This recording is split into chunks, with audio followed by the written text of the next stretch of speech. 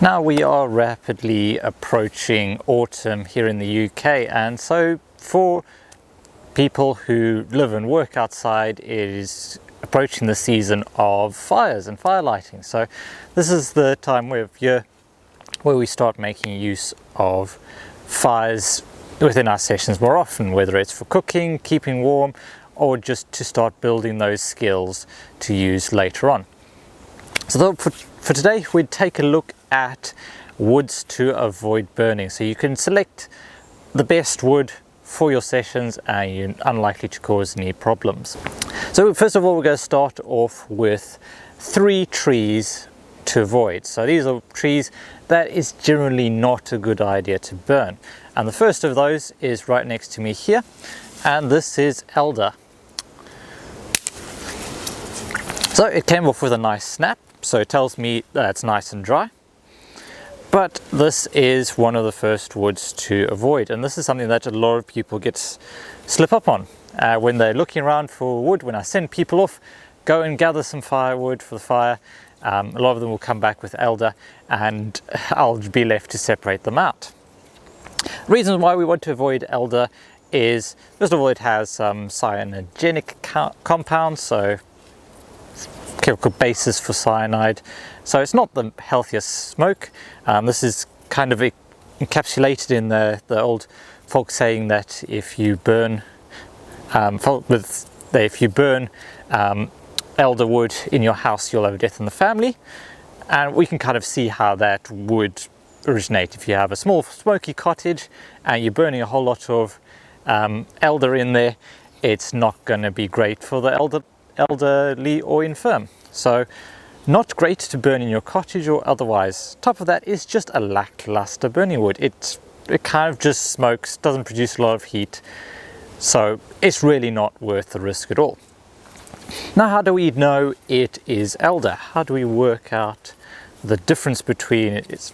First of all, what we're looking for on the tree is we're looking for bark that has these kind of warty little bumps on it, and it's also split into segments. So you see we have a segment here that comes to a node where branches go in all sorts of directions, then again another segment onto a node. And the other key thing about elder is the pith in the center there. So the pith is one of the reasons why it doesn't burn very well. It's not very much good for fire lighting.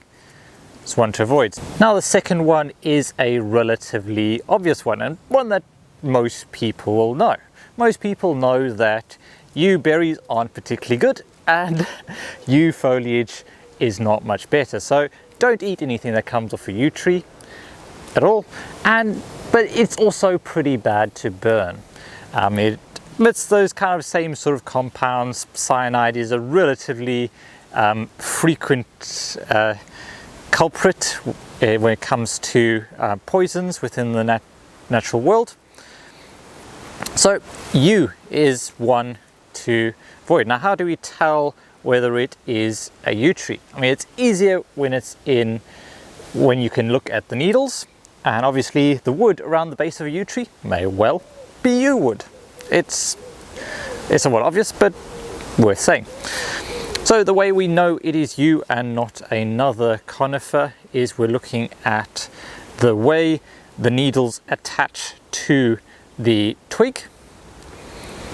So it's probably easiest to see it on the back there.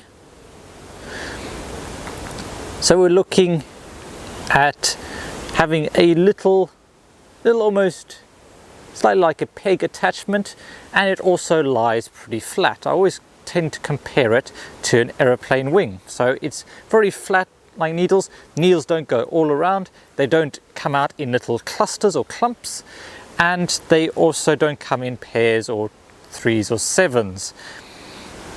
On top of that, you usually have quite a difference in color between the top and bottom. So you have a very pale green on the bottom, a very dark green on the top. So yew is relatively easy to identify. So there's really no excuse for burning it at all. Now, our third tree isn't a native like the other two. This is cherry laurel, and it's quite common in public parks and basically places where Victorians have been and thought, well, this is a good plant for me to shove here, so but hey, no problems for the future. So this looks kind of like a jungle plant, so it grows very much like you would expect something in the tropics. Very kind of weaving in its form. It's not straight up with little branches off. It has a very different look and feel, and it has similar problems to the ones we talked about before with those cyanide compounds. So not one to eat, used for carving or burn. Leaves are pretty easy to tell apart. They're big, waxy, green leaves, very much kind of that jungle feel still. You might notice some tiny little serrations on the edges, but it's not as pronounced as something like rhododendron. But yeah, cherry laurel, don't pick, don't lick, don't burn. Say, this is going to be more typically public parks and stately homes, but it's one to watch out for nonetheless. So those are the main species to avoid, but there are other things that we're going to look at when we're trying to decide whether a piece of wood is usable for fire. So one of the most obvious markers that it's not going to be suitable is if you see mushrooms on it. So we have some lovely crumples over here. See if I can lift this up. Okay, which is fantastic for fire lighting, but this gives us an indication that the mycelium have started to break down the interior of the wood, and this is going to mean that even if it does burn, it's likely going to be quite smoky.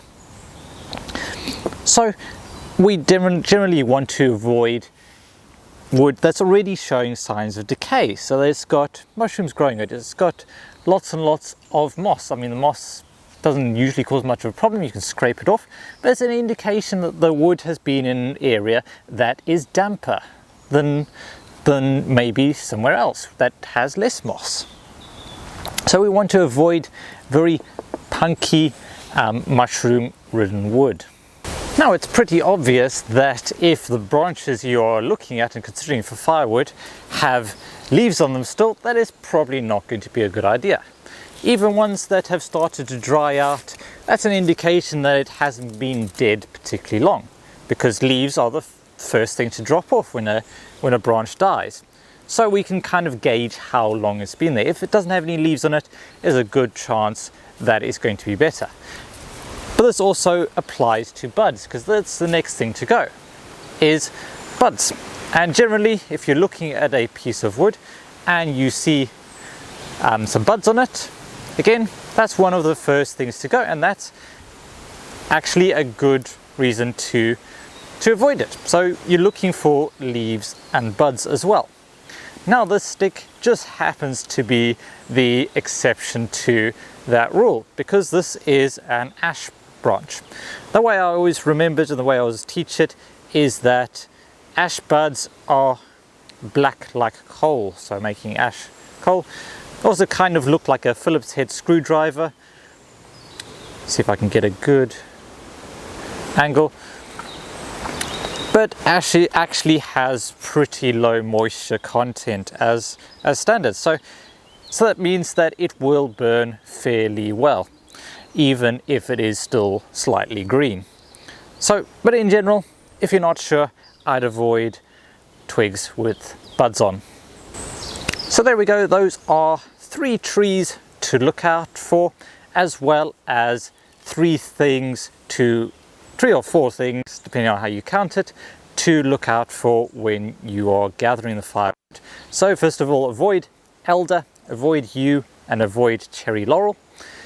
And secondly, when you are gathering wood, I always encourage people to gather wood that's up off the ground already, but you are looking out for lack of mushrooms, lack of moss, and no buds or leaves, because that will give you a good indication that that wood is going to be a good quality firewood. So it's not going to smoke you and your group out, it's just going to burn nicely. Of course, there's a whole lot more to firewood, including choosing which firewoods will burn faster, which firewoods will burn slower, which put out more heat for the amount.